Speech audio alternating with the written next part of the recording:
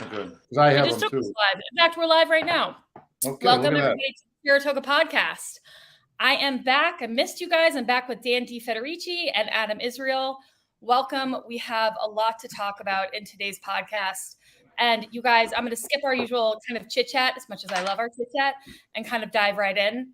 I wanted to start off by saying, first of all, this is our 1-year anniversary.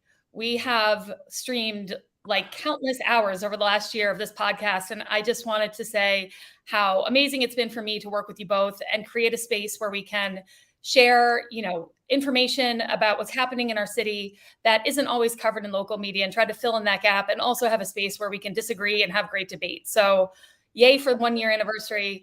Now let's get into this week. Yeah, real quick. Let's throw in everybody who's watched the show and who's given us feedback and who's who's disagreed with us and who's agreed with us, and that's the point of the show is to be able to discuss in without kind of divulging into name calling and threats and absolutely and debauchery. Which is actually why I wanted to apologize for not being on last week, because you guys had Mayor Kim on, and I'm totally embarrassed to say this, but especially because of what was going on with the homeless and Spa Catholic, that's a really sensitive issue for me. And I could not come on because I was not certain that I could come on and be professional and civil and, have the kind of respectful dialogue and back and forth that we have on this podcast.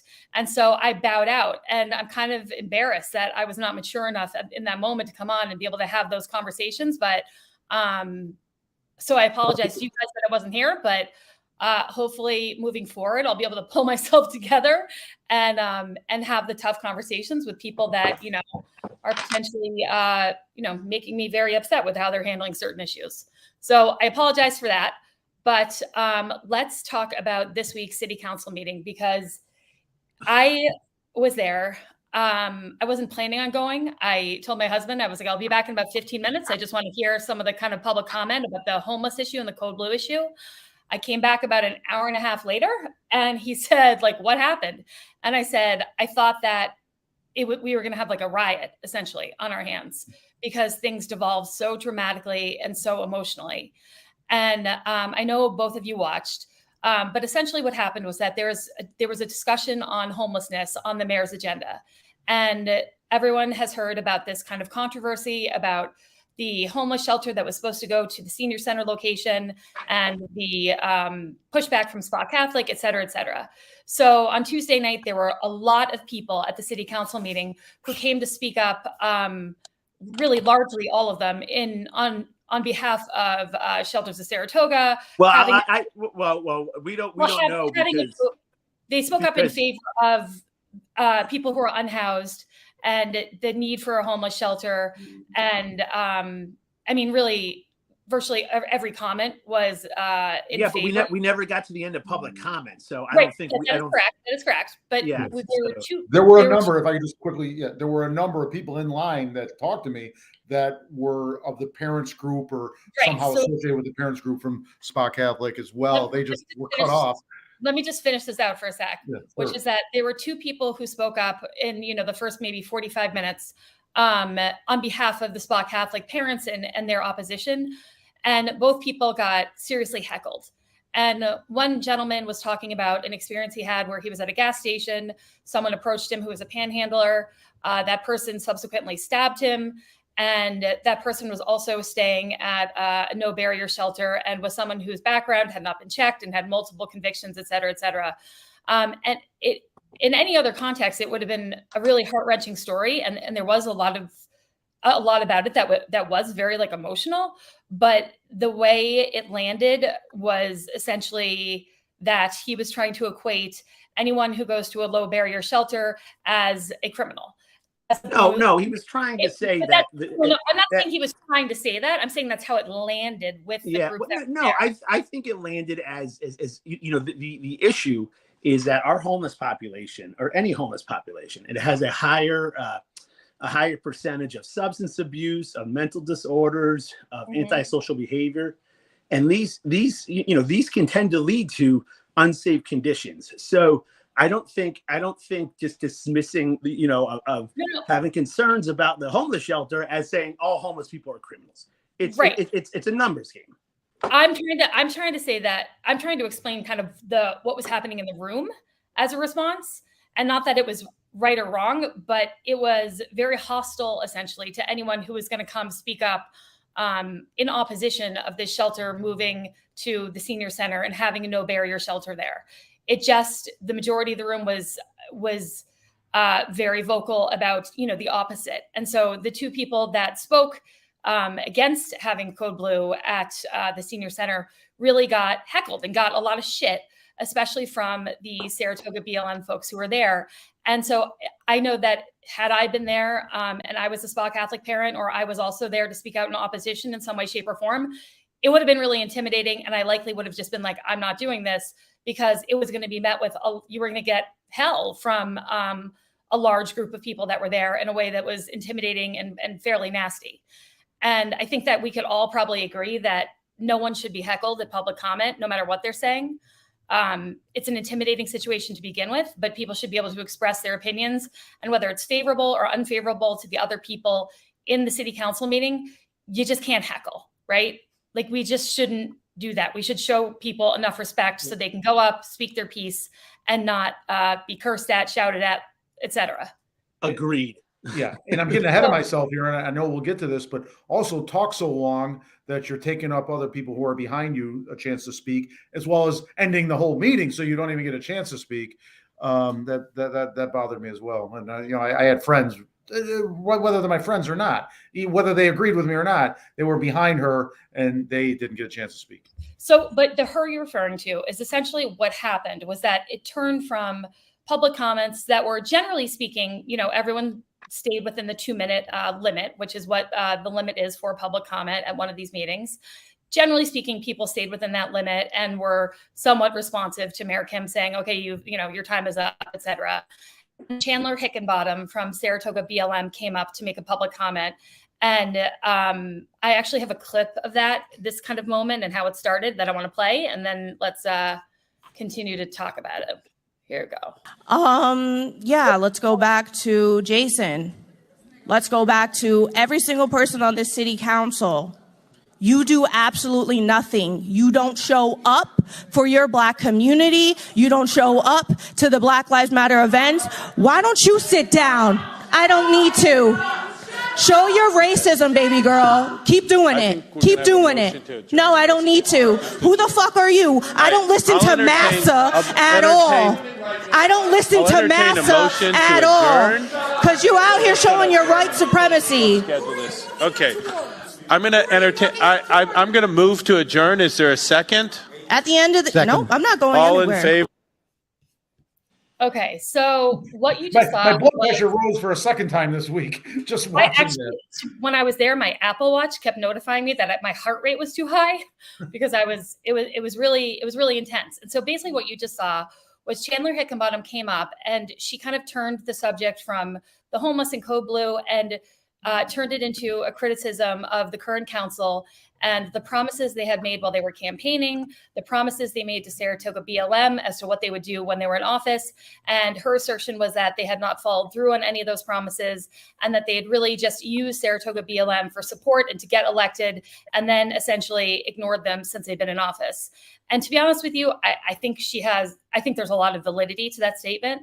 But when her 2 minutes was up, she did not give flying you-know-what.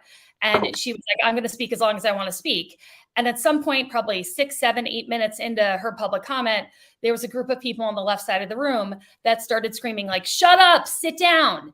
And that's when, that's what you just saw. She turned to them and started getting into it with them. And I probably should have warned people that there was going to be some profane language. So warning, there's going to be profane language throughout this podcast today.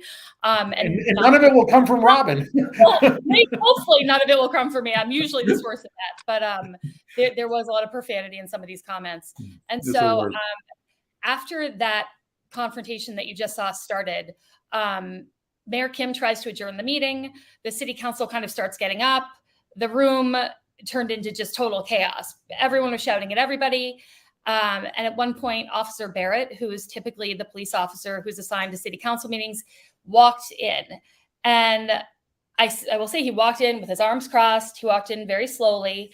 And that triggered a very emotional and angry response from some of the other members of BLM saying that, it was traumatizing just to see him there, that he shouldn't be walking up on Chandler. And there were screams to, get him the hell out of there. And so Mayor Kim did ask him to leave. This is kind of when things, this was the beginning of the point of no return. And they were very critical of the city council, in particular, Commissioner Jason Golub, who is the first Black city council member we have ever had. And they were very critical of Commissioner Songvi and apparently a song that she sang at an event of theirs. They, accused the whole council of only going to events that were about pride or about women, but not coming to BLM events. And I'm just kind of curious about, what do you guys also think that there were a lot of promises made here to BLM when these folks were campaigning that they didn't follow through on? Because that is what I believe, but I'm curious what your perspective is. Adam, if you don't mind, I'll jump in and just, watching it online like I did, you just don't, it's the first meeting I said, geez, I needed to be there because you get that narrow view. Plus it got cut off at one point purposely. So you lose everything, you lose room. Before I answer you, Robin, were you, and I think I know the answer, I think you sort of said this, were you expecting this to break out into a physical altercation? So at one point I went to leave, and when I was leaving, I walked out the door and there were 5 or 6 police officers that were coming in, and I kind of panicked because I just knew that the sight of a group of police officers walking in was going to be the final straw in terms of fueling the fire. And had they come in a way that was aggressive or even just walked in general, that was when I was worried that things were potentially going to go beyond words and just fighting and get physical, and that there was actually a danger there for people's safety. But that group of officers essentially came in very quietly and then left. Later on, I was told by one of the police officers that they wanted to bring up some of the new recruits so they could observe what can happen at some of these council meetings and then talk to them about how they handle it and how they handle it within the department. So I don't believe they were brought in to restore order. The mayor certainly did not ask for them to come and clear the room or arrest anyone. But I think they were there to, witness how some of these meetings can devolve and how the council and the mayor can sometimes lose control and things can get very heated. And, how do we handle that? How do they handle that as a police department? How do they handle a response or a request from the mayor to come in or leave or whatnot? But they did leave. So there was no police presence in there. And that in this particular situation, that did take the temperature down enough so that I wasn't concerned that the yelling and screaming was going to become anything more than just yelling and screaming. See, let me go back to your question, Robin, about the current city council and their kind of complex relationship with BLM. Yeah. We saw it because you and I were involved in that campaign season. Certainly BLM, they, ran and kind of side by side with the Democrats. When we went to the Democratic convention to shake the winners' hands, they were there. All these members who were at the city council meeting yesterday or 2 days ago. But and I think I've said this, and I think we've talked about this since the beginning, is that there's going to be one of two things happening. That's going to be either the city council is going to fall out of favor with the city or the BLM group, because the BLM group's demands and what they want to see done are just not reasonable. I mean, they literally call to abolish the police. So to that point, real quick, Adam, they have really consolidated their message over the last 2+ years, and their message now is a complete abolishment of the police. That is their solution. That is what they want to see happen, and what they articulated at the council meeting and also at their the protest and kind of vigil they had for Tyree Nichols last week. So I just wanted to clarify that point. But right, yeah, exactly. And so how would that? I think any reasonable person could think that's insane, right? And should police have sensitivity and de-escalation training? Absolutely. These are what we saw yesterday, and you saw this in the shouts to Commissioner Golub, who is a black man, about him not standing up for BLM causes, or accusing the city council members of putting men and women of color in positions that don't represent necessarily Saratoga BLM. The problem is they've kind of hijacked this message. That's a very pertinent message right now. I mean, everybody saw what happened to Tyreek Nichols and was sickened, right? So absolutely, we need to work towards meaningful police reform. But meaningful police reform is not abolishing the police. It's not yelling and screaming at city council meetings and heckling people, private citizens, and intimidating them with cameras and it's. So they've hijacked the cause, and now it's so extreme that you really need, this is a democracy, you need consensus for change, and they're not, that we're talking about things that are never going to happen and are a waste of time, like abolishing the police, as opposed to talking of things that are meaningful, of what can our police force, what training can they do, what can we enhance in our police force that'll prevent this type of incident happening, and have a more positive relationship with the residents and the police, which I will say our police are fantastic. But there are, I will say too, there's been moments that I've questioned, and I think other people question, that our police have actions they've taken. So it's a conversation that's been hijacked, and we're not having now because of that. I will say though that I do think there's room for all kinds of protest, and I do think there's legitimacy to how people want to express their anger, and this is one way. I don't think this is the most effective way at all. But Commissioner Golub spoke to this, and Dan, I really want to get your opinion, but perhaps we should play this clip of Commissioner Golub speaking to exactly this issue, because what they were saying to him was that, he has not represented the Black population in his position on the city council, and essentially he wasn't Black enough for them. And so here is his response to what Chandler was saying. Hold on. Boy with a hoodie on. And that's where I am, and that's what I'm dealing with, and that's what I think about. So I'm sorry, I'm pausing that for a second. The Saratoga BLM asked every one of the council members what their response was to the murder of Tyre Nichols, and so this was Commissioner Golub speaking, telling them what his response was. So I'm going to start that over. Yeah, they essentially accused Commissioner Golub of not showing up, not anymore. I didn't turn on the TV, I didn't watch the video, and I never will. When that happens, every time it happens, I have a 10-year-old daughter I have to explain to it. That's where I am, Chandler. I have a 4-year-old boy who one day is going to walk down the street and be a big old boy with a hoodie on, and that's where I am, and that's what I'm dealing with, and that's what I think about. Every single time this happens. That's where I am all the time. So I get what you're saying. I get it viscerally. Being a Black man doesn't mean you go to the parades. It doesn't mean you go to the BLM events. I'm Black whether I follow you or not when I walk down the street. When I go to another town and I wear a hoodie and I drive and I get pulled over, I'm just as Black as you are.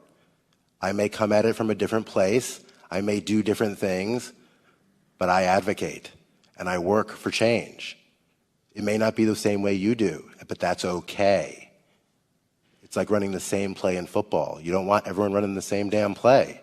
You run a play and I run a play. It doesn't mean we're not working in the same direction. Doesn't mean I don't fight for a CRB and spend a year writing those 50 points you're sitting here screaming about. And I was involved with that as well. And right. The reason why I'm screaming about it is because you're not screaming about it. No, I'm not screaming your way. I'm not screaming your way. Chandler. At the end of the day, you should be looking at every single one of them and telling them how our youth work and the community work for these 50 points. Right. Because it was not Right. It was several other people that worked, and several of those people keep standing up and asking what is going on. And you don't sit there, and I don't see you publicly saying anything about what is going on. Why have we not implemented the plans that I worked so hardly to put into place? Why are we only trying to implement one of them, and we're at the bottom of the list and at the top of the list? Why? Because you don't want to speak on the issues that are at hand with the police and the Black community. You do not care. And I'm not talking about you specifically. I'm going to pause it for a minute. You get the gist. This goes on for some time. But was this after the feed was cut? Because I didn't catch this part last night. I don't know when the feed was cut because I was there in person. They adjourned once, cut the feed, and then came back maybe 20 minutes later, and then had to adjourn again for good. But so there was a pause during the adjournment.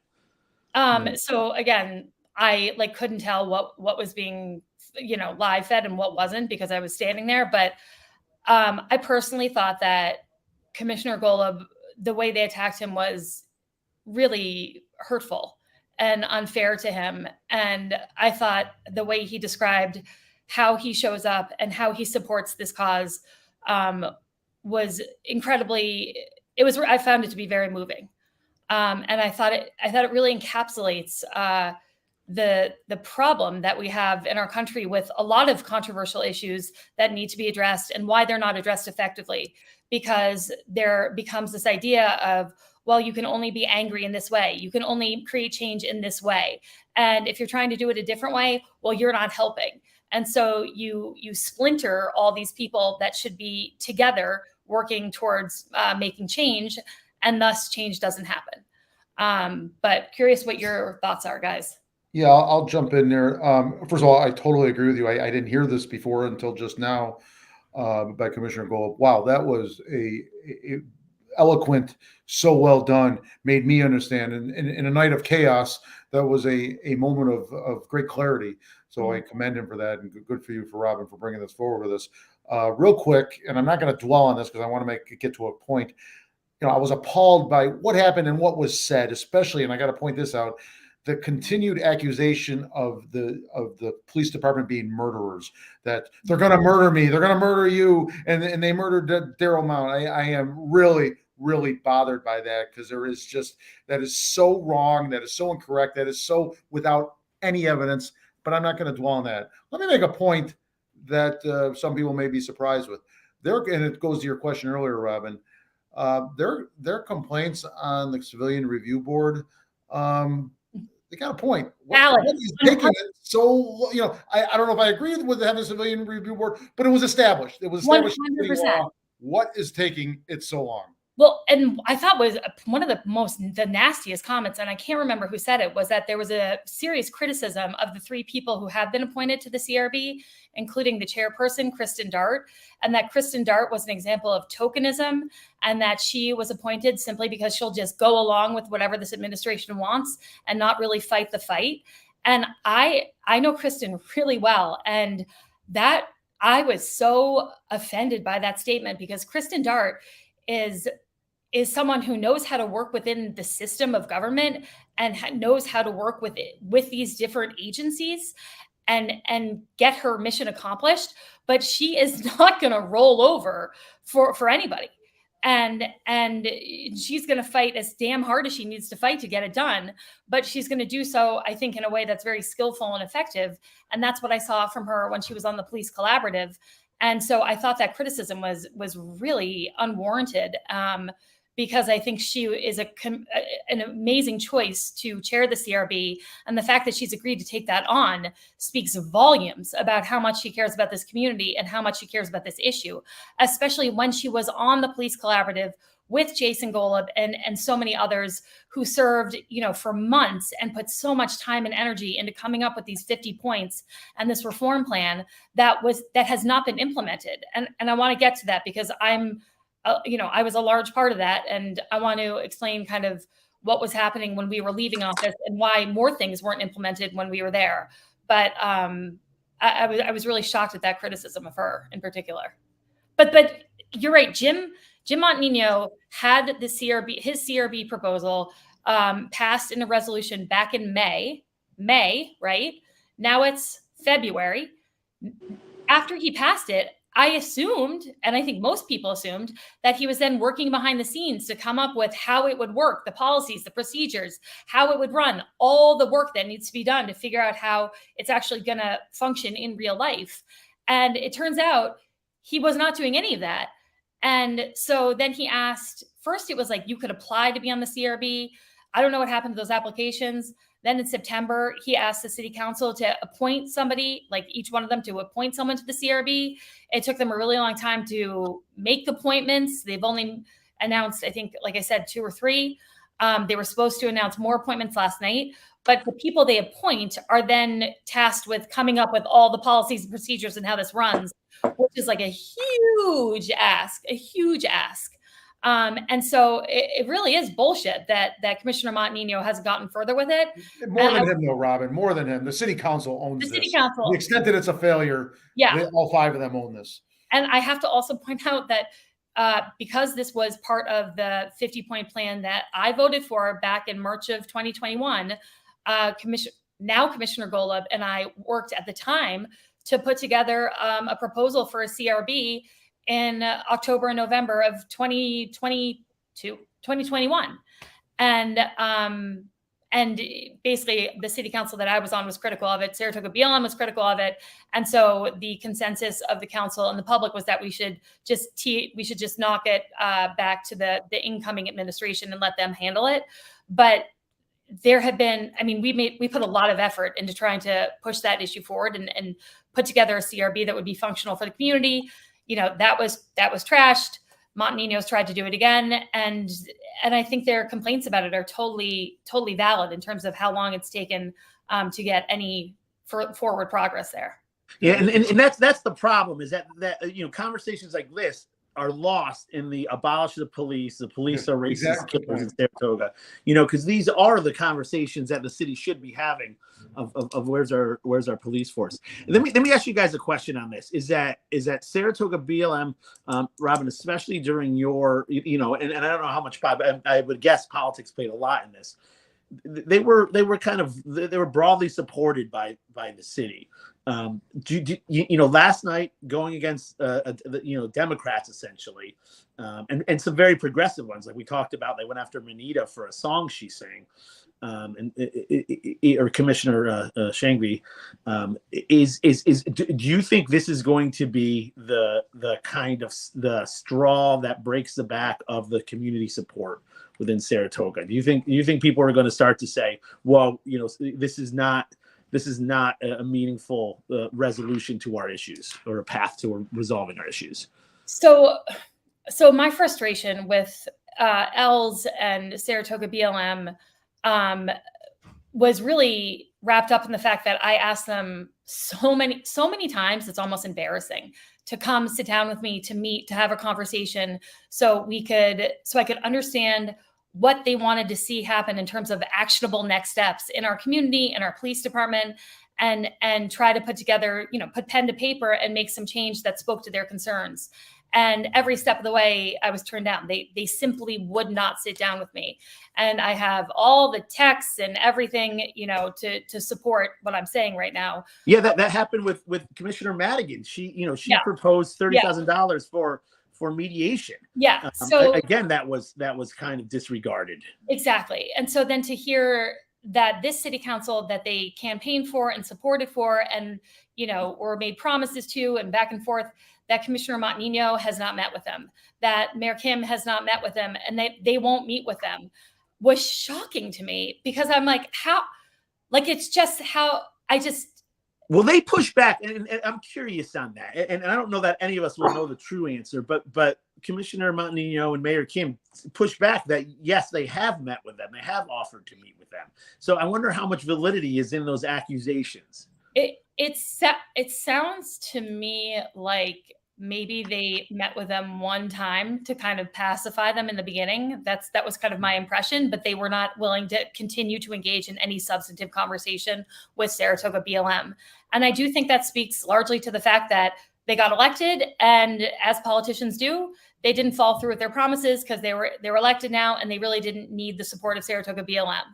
And because they were in office. And I think that's really shitty. Whether I agree with what the promises they made were or not, you shouldn't lie when you're campaigning, and you shouldn't, lie to the people who are supporting you and not follow through on your campaign promises. Yeah, but I don't know that. That's what I'm saying. Because I don't know that we know.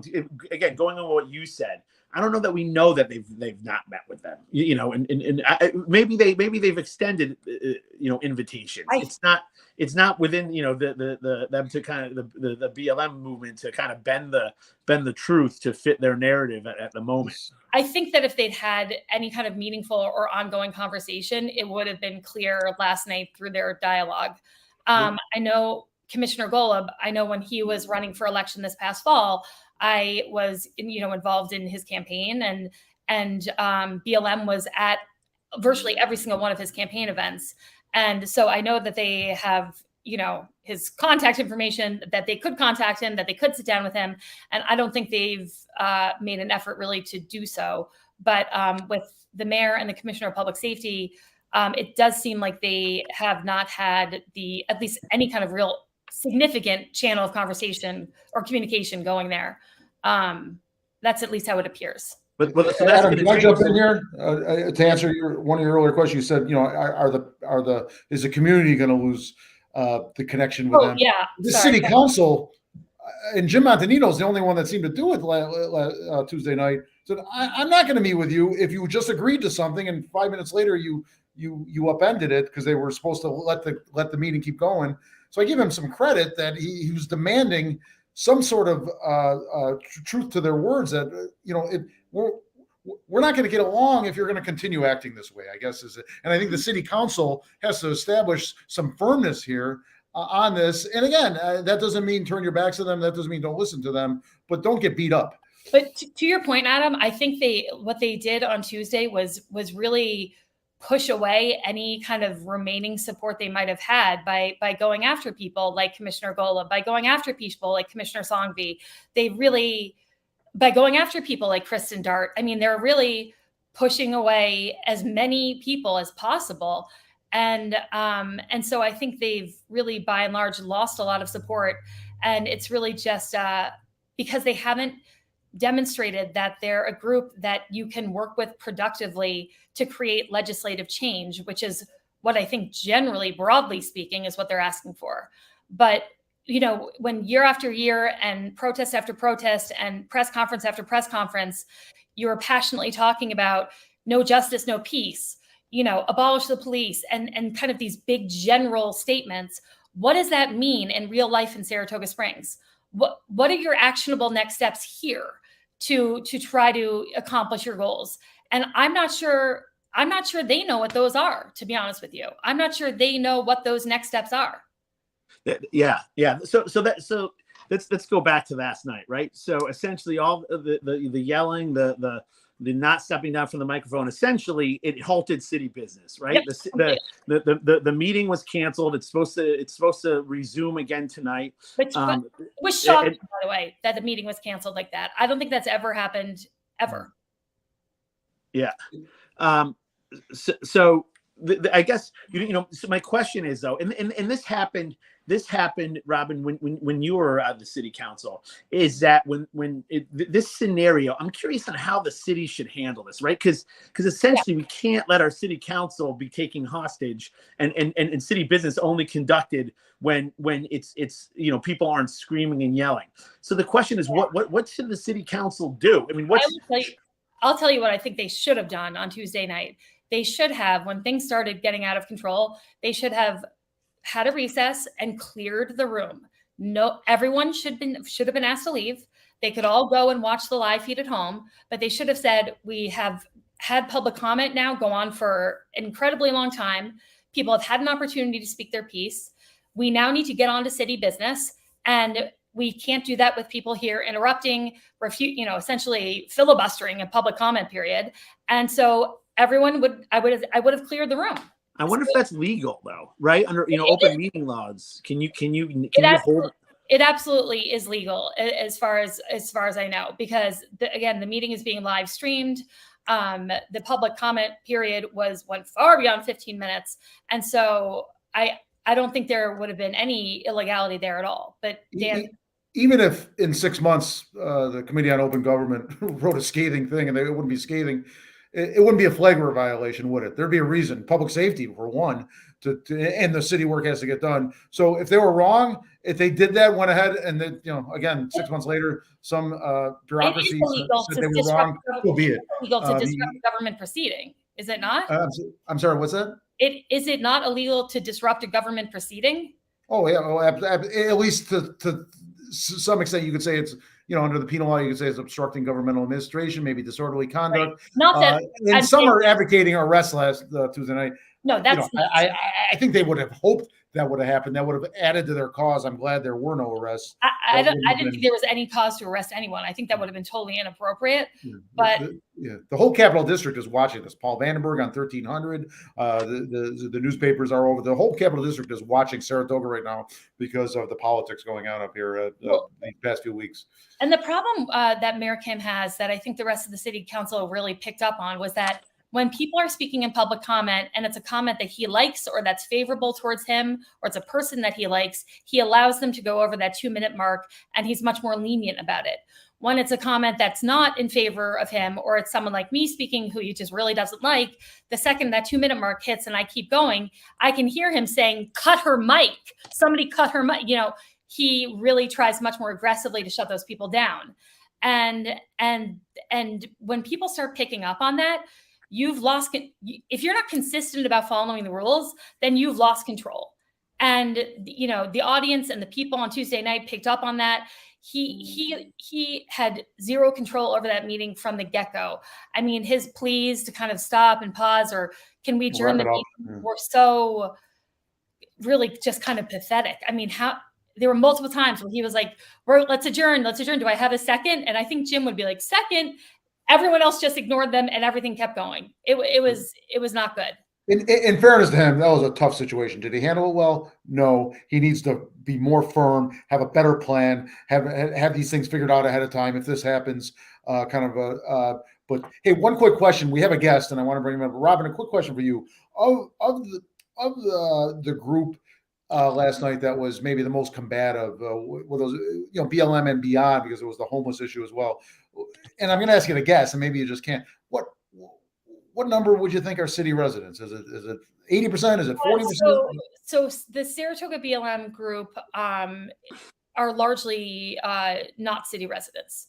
But I will say, I think that everyone has a right to speak about public safety in Saratoga Springs. Anyone who visits the town, comes through the town, or lives in the town absolutely has the right to talk about how they feel about their personal safety and their relationship with our police department while they're here. So while I don't think that it's fair that non-residents are able to blow up a public comment period like that and have a meeting canceled like that, I think that everyone's opinion is valid, especially when it comes to public safety and how they experience that in Saratoga. No, by and large, they are not city residents. Okay. Well, yeah, and I understand your point. I agree with some of it, but when it goes to that chief of police candidate is no good. Wait a minute, I'm paying taxes here. You have no say in that. I'm sorry if you don't like that person. We, as the community, will, as the city residents and through our elected representatives, decide those detailed questions. I'm really glad you brought that up, because one of the things that Saratoga BLM has also been really upset about are the 3 candidates who are up for police chief, because police chief Shane Crooks is retiring this June. And I've been very, very upset about how this has been presented by Saratoga BLM, because they have talked about these 3 candidates as if the police department or the city just arbitrarily selected these 3 people as the only candidates to become the chief of police, when we have civil service law that we follow. We have to follow. We have a civil service system that dictates who we can promote. And it's based on taking a test and who the 3 highest scorers are on that test. And then we're given a list from civil service of who those 3 people are. And that is the list from which you can promote. That's the system in which we work. The police department didn't choose that system. The city council didn't choose that system. That's just how our charter and our government operates. And so if people are unhappy with the candidates for chief of police or any, promotion that's happening in the fire police department, it's incumbent on them to contact Carissa Salvo, who runs our civil service department, and talk to her about how we can, get our civil service postings out to a broader audience, or how we can work within the system we have to, in their minds, create a better group of applicants or so forth. But to blame the police officers or the candidates or the police department or the commissioner of public safety for who's up for chief of police is just bullshit. It's just total bullshit. And the fact that the city council doesn't correct that when they're making these public comments is really unbelievable in my mind, because it gives credibility to what they're saying, and it gives people the impression that these are just hand-picked people, and these are the only 3 people we want as possible candidates for chief of police. And they're not telling people that there's a civil service system that is how this process runs. And I think that is really shitty, and it's a real disservice to the candidates. And I also think it's just really deeply personally unfair for these candidates to be maligned the way they've been maligned. And one of them was singled out because he was working the night Daryl Mount fell off the scaffolding. Correct. And I feel so that is completely unfair. That's wrong. But I'll bet you $1 million that they're not going to pick him. Well, listen, yes. There are the 3 candidates on the civil service list are Bob Gilson, who was the assistant chief and was defunded and demoted to a lieutenant by Commissioner Montenegro, Tyler McIntosh, and Paul Veach. Those were the 3 top scores on that civil service test. And of course, the Saratoga BLM group has serious issues with all 3. Yes, they did talk about Tyler McIntosh being on duty the night that the Daryl Mount incident happened, and of course inferred that he was most likely responsible or played some significant part in the death of Daryl Mount, when in fact we still have no evidence at all that the police played any hand in Daryl Mount's death. It is still being litigated in a court of law.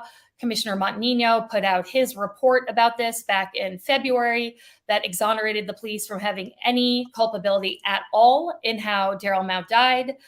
The only assertion Commissioner Montenegro made was that certain things were covered up after the fact or not handled by that violated the policy after the fact. Yeah, not covered up, but not thoroughly investigated. Yes. Would be my take on it. Yes. So again, to say that about a member of our police department and infer again that someone was responsible for Daryl's death, it's just not okay. It's not okay.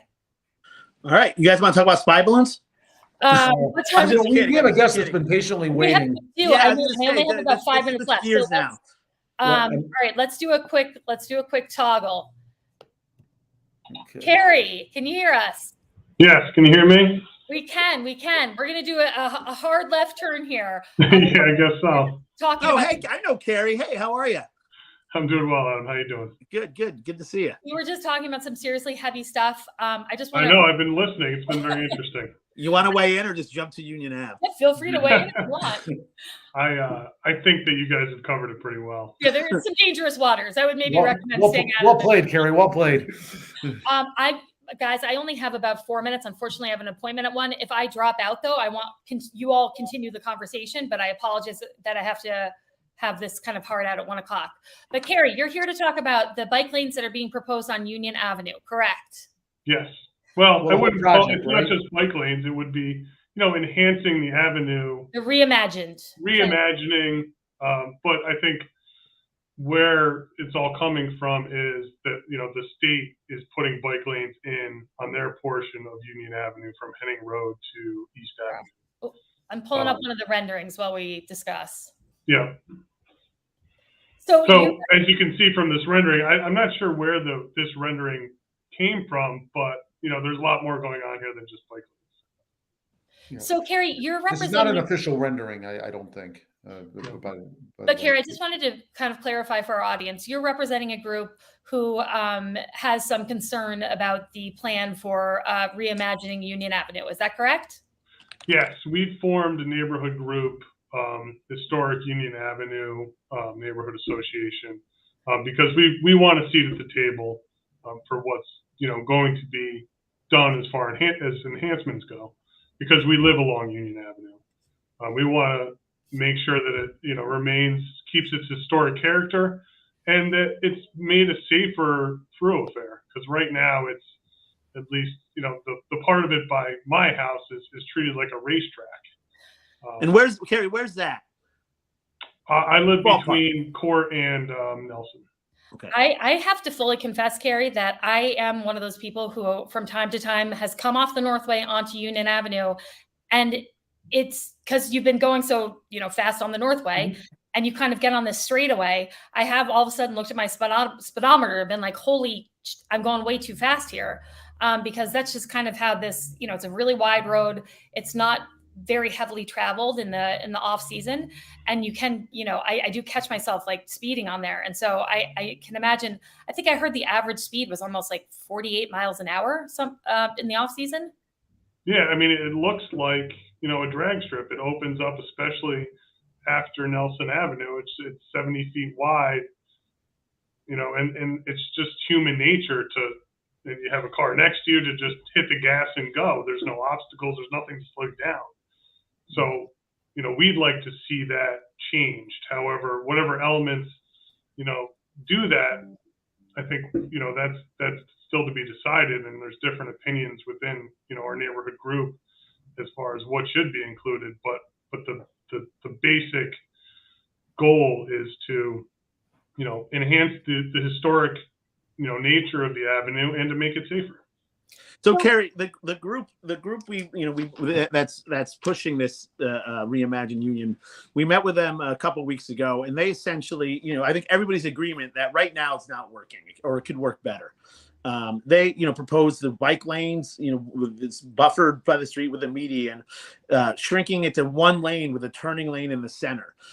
Is your group vehemently against that idea? Do they have, is there a general idea of what your group likes or doesn't like, or would like to see happen?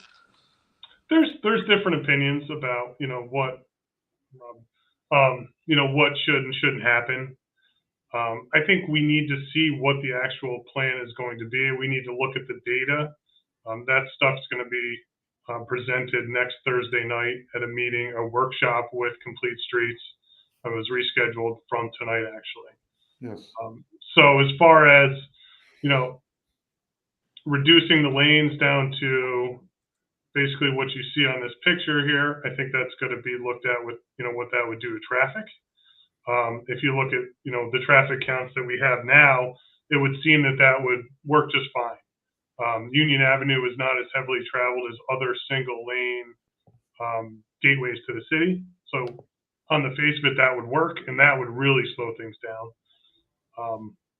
And some people like bike lanes, some people don't like bike lanes. The city. If I could ask Carrie, there was some request to slow it down. Your group was formed apparently because of the concern that maybe this was going too fast and you wanted to think this through better. Could you, and you've done that already somewhat, but could you encapsulate in one or two sentences what the concern, why you created the organization, and what the exact concern is? The concern was born out of, there were city, I think public works employees that were out there basically measuring to just lay down bike lanes. And I think we have a great opportunity here to really do something for the avenue, whether it includes bike lanes or not, or lane reduction or not, to make it a much better and safer thoroughfare. And we want to be part of that. That's great. There seemed to be some opposition within your group to the bike lanes itself. Yes. And is that, could you touch on that? There's been some debate in John Kaufman's blog, who actually lives, one block from Union Avenue, although I don't know that he weighed in, but between Ed Lindner of Saratoga and Jim Martinez, who was an architect, there was some back and forth. Do you care to focus in a little bit on that? Do you give a little more insight into the concerns over the bike lanes? I think that there's questions about the bike lanes. If you look at, again, this rendering here, you have sidewalk and then green space and then bike lane and then green space again. So who maintains the bike lane? I think that's a major concern of my neighbors is, are we responsible for it? I think that's probably a pretty easy question to answer, because something. It's not going to be the same as this, but what they've done on Excelsior Avenue is put in a big, wide, two-way bike lane, and I don't know who's responsible for taking care of that. Is it the city? Is it the residents who, who right away goes through? I don't know. And then the other part of it is, I'm sorry, go ahead, Rob. No. I was going to interrupt real quick. I actually think one of the pitfalls of all of these conversations, whether it's trails, bike lanes, et cetera, is the ongoing maintenance is something that's almost always ignored. And I can tell you that the public safety department is responsible for striping and restriping these things. But in terms of, grass and mowing the grass and keeping them just tidy and clean, that is, I'm not sure anyone knows who's responsible. Yeah. Or shoveling and plowing even. I mean, is the homeowner going to have to shovel twice as much now, or is the city just going to run a? I also exactly. That's a question, that I think we'd like to understand, because the devil's in the details. Now you're supposed to maintain your sidewalk, even though it's in the city's right of way. It's the responsibility of, the resident to maintain that. And the other, kind of question is, well, you have already in the city a couple of bike lanes that were put in that still don't really go anywhere. Where does this one go? Is it going to continue through Congress Park? Is it going to go on Circular? I understand that you need to start somewhere, but it would be good to, have a plan so we're not like the Lake Avenue bike lane where it just ends.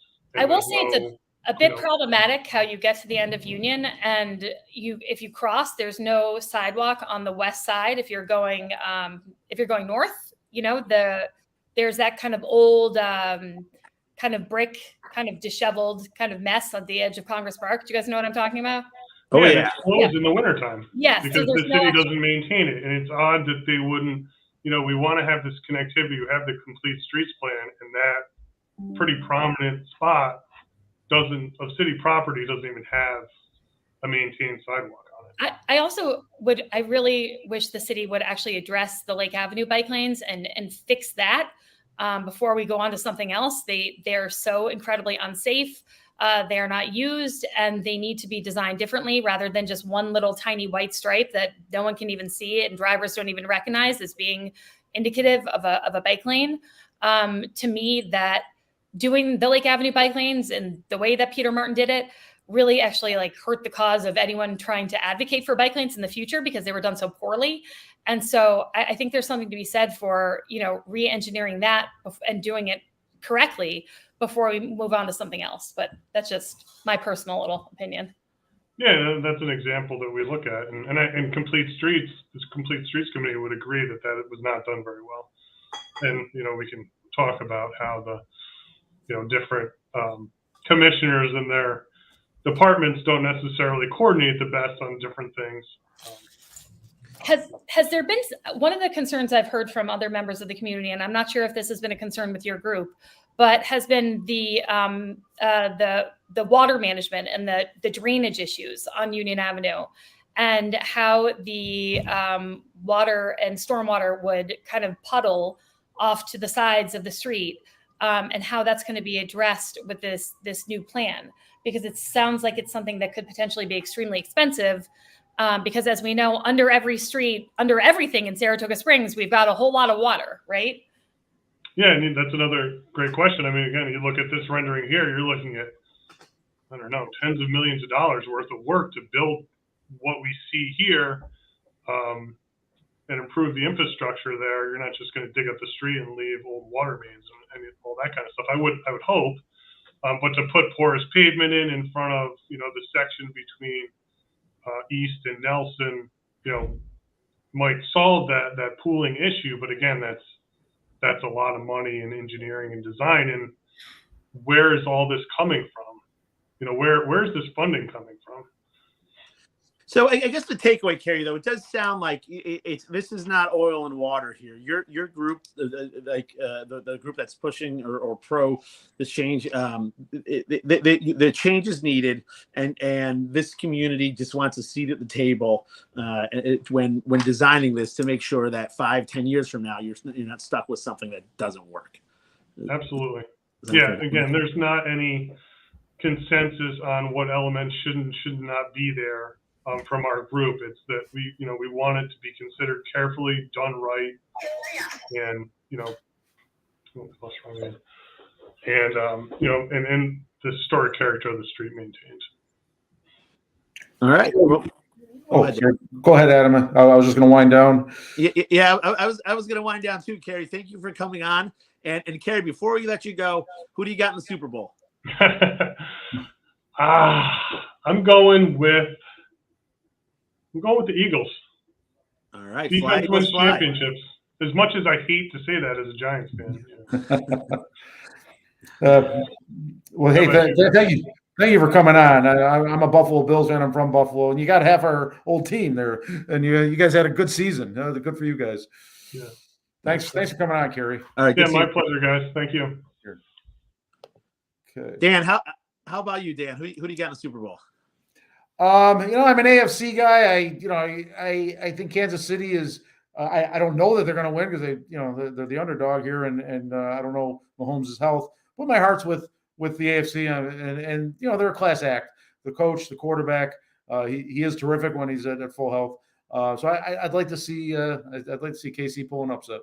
Yeah. Well, I was reading somewhere that they're a 2-point dog, which is incredibly, they're an underdog, but not by much. Yeah. It's going to be a great game. Patrick Mahomes has been there. He's won them. He's lost it. I think his experience comes through. I got Kansas City. Good for you. All right. Cheers and cheers. Yeah, I've got a couple. If you want me to start off, go ahead. And I've alluded to this, folks. If you need one daily newspaper, I guess first of all I'd say I'm going to give myself a shameless self plug. SaratogaReport.com, Saratoga-Report online. But if you're a traditional newspaper person, the Daily Gazette is crushing it for Saratoga news. The front page today has not just the article about the Tuesday night's meeting, but the follow-up from that, as well as commentary there about Tuesday night's meeting from Andrew Waite. They've, in their living section, quite a bit here about Chowderfest this weekend, which is actually my second cheer. That we should. The weather looks kind of perfect for Chowderfest, so I'll segue into that. The Gazette is doing really good job of reporting Saratoga news, better than the Times-Union, and certainly better than the Saratogian, but that goes without saying. Segueing into my other cheer, Chowderfest is this weekend. Weather looks perfect for us, just cold enough to enjoy chowder, not cold enough to be miserable. High of 37 that day. No precipitation from what I'm seeing. So that's a kind of Chowderfest. When it's 46 degrees outside, it's really not fun to drink eat chowder. And when it's 15, you don't want to be outside. So that's perfect weather. Those are my two cheers. We jeered enough this week, so I won't have an official jeer. Yeah, I'll share your cheer with the Daily Gazette. I've made my dislike of the Times-Union known of I think when media pushes political agendas, all it does is polarizes people. I think it's done on a national level to a really disservice and a fault to this country. But it's a shame to see it happen on the local level, and I believe the Times-Union does do that. The Daily Gazette does a good job of kind of looking at things impartially and breaking down what's really going on. My jeer goes to So in the city council meeting last night, I don't know if you saw this, a Skidmore student got up and kind of wanted to lecture the city council on the financial equity in Saratoga and the disparities of it. Skidmore College is $60,000 a year, $79,000 and change a year. So, he wanted, while driving on North Broadway, I saw these big mansions and Saratoga has homeless. You're driving to your $80,000 a year school.